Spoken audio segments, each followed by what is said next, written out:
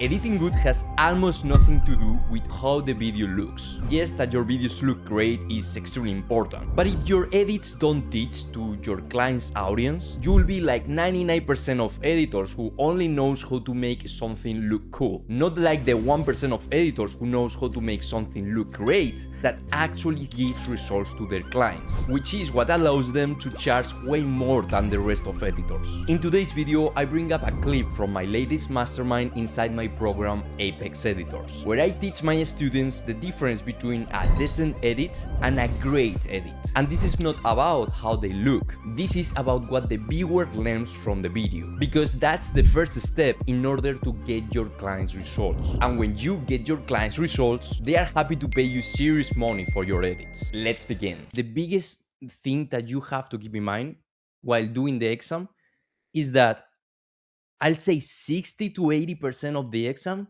is the ideas that you put. Basically what you represent on the video. Yes, your video can look better if you have better knowledge or your designs look better.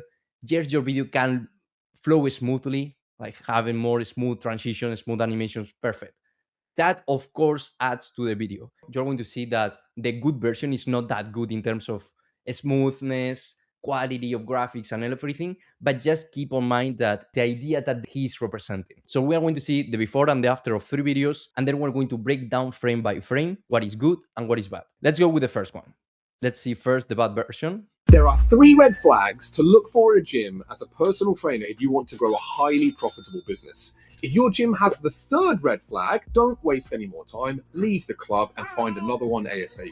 Red flag number 1, if your club doesn't get 10 plus new members, or if you don't receive 10 leads from your club's management each week, you've got a foot traffic issue or a poor management issue, meaning that you will always be struggling for leads. And if that's you, start looking for a new club now. Red flag number 2. Does your club have more than 5 trainers? If it does, with national statistics showing the average members per club in 2025 is around 1,250, having 5 trainers means that your member to trainer ratio is 250 to 1, which is shit.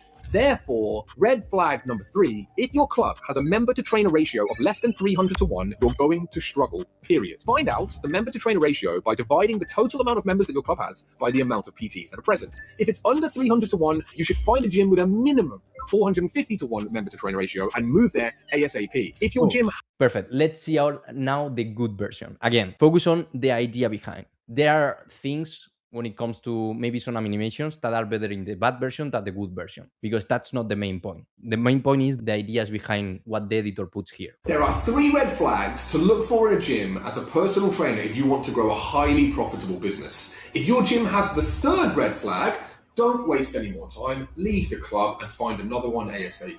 Red flag number 1. If your club doesn't get 10 plus new members, or if you don't receive 10 leads from your club's management each week, you've got a foot traffic issue or a poor management issue, meaning that you will always be struggling for leads. And if that's you, start looking for a new club now. Red flag number 2. Does your club have more than 5 trainers?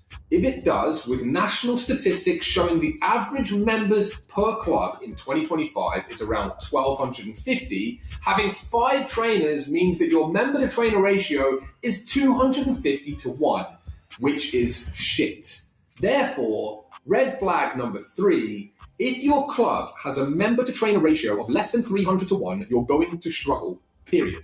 Find out the member to trainer ratio by dividing the total amount of members that your club has by the amount of PTs that are present. If it's under 300 to 1, you should find a gym with a minimum 450 to 1 member to trainer ratio and move there ASAP. If your gym has Just to give you more context, this guy is an in-person personal trainer. That means that he helps personal trainer that work in person with their clients to make more money. So if you are in-person personal trainer, that you are not a personal trainer online, how are you going to see this data better? Like you have to put your brain into that person, that personal trainer that works with people in the gym, how they see all this information. Normally the gyms have 2 ways of tracking this data, either on a notebook or on Google Sheets. Like these are the people that are joining, these are busy at that base. Most of them are going to be on Google Sheets. That's why this selection of representation makes complete sense for this video. And not only that, the idea of the Google Sheets is across the whole video. It's not that he uses it just for one idea. Editors tend to think of different ideas. Okay, for this clip, I have to represent this. I'm going to put a graphic about the personal trainer on this. Then next clip, they figure it out another thing. All the videos that you're going to edit goes around one idea. If you know how to represent one idea really good, you can use it for the whole video. So it's easier for you to edit the video because you are using one idea, one graphic, the Google Sheet, for the whole video. So it's easier for you to think the ideas and it's easier for you to edit the video and faster because you're not thinking about 10, 15 different ideas. You're just thinking on one. And how you come up with that one is doing a better video approach. Because if you don't understand anything about his target audience of what they do, like you're not gonna come up with the idea of the Google Sheet. Does it make sense? Now, before continue, if you want to be inside Apex Editors, where masterminds like this happens every week, plus a direct help from me to make you $10,000 a month, you can check out the first link in the description. We are so confident about getting you results that we update it or guarantee. If you don't make $5,000 a month in 90 days, you get your money back. So what are you waiting for? I'll see you inside. So now let's go frame by frame, okay?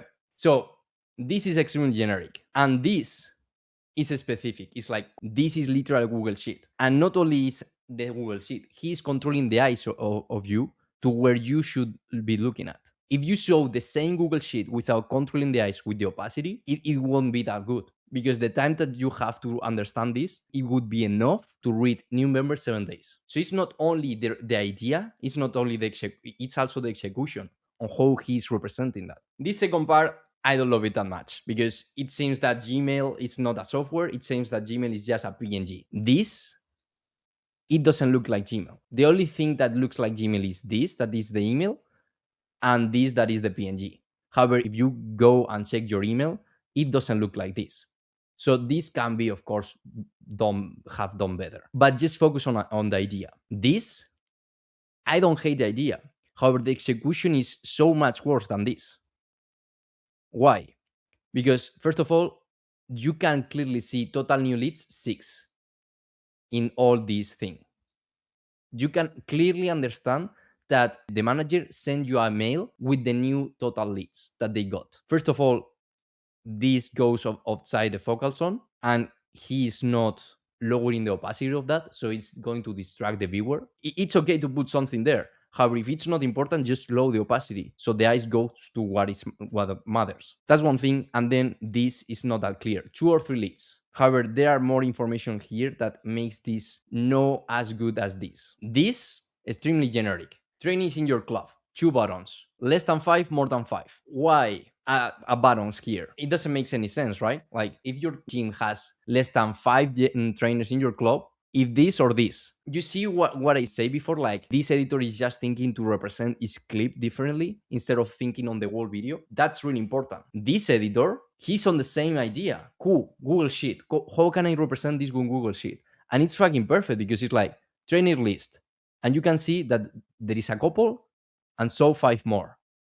Some other editors represent something like this and put a full list of 20 trainers, which is also not bad. However, this is like you are optimizing for clarity. You're not adding 10 trainers here. However, you can see that there are more than 5. You see how clear this is? And then not only that, he controlled the eyes later. Controlling the eyes is something super important. One thing that I want to mention here before move on, basically, if the graphic is so good and self-explanatory, you can skip captions. Captions are not necessary. Captions are just important whenever with the graphic, you cannot understand everything clearly. Of course, I'm not saying to remove captions in all the graphics. However, like this one, like if your gym doesn't have 5 trainers and you can clearly see that and he's controlling the eyes of that. If you add captions, it's like if I'm the viewer, I'm going to choose either looking at the caption or looking at the graphic. You have to choose that as a video editor. You have to select or you have to decide for the viewer on what is important to look at. As you can see, if we only take a look at the left, it's like one type of representation, another one, other one. All the graphics, all the representations are different from each other. However, on the right side, all of them follow the same aesthetic, the same idea of the Google Sheet. except in this one, and the Gmail, all of them follow the same idea. And that will be practically all. If you want to keep learning, subscribe and turn on the notifications. And if you want to see another edit breakdown, click on this video right here. With that said, I'll see you in the next one.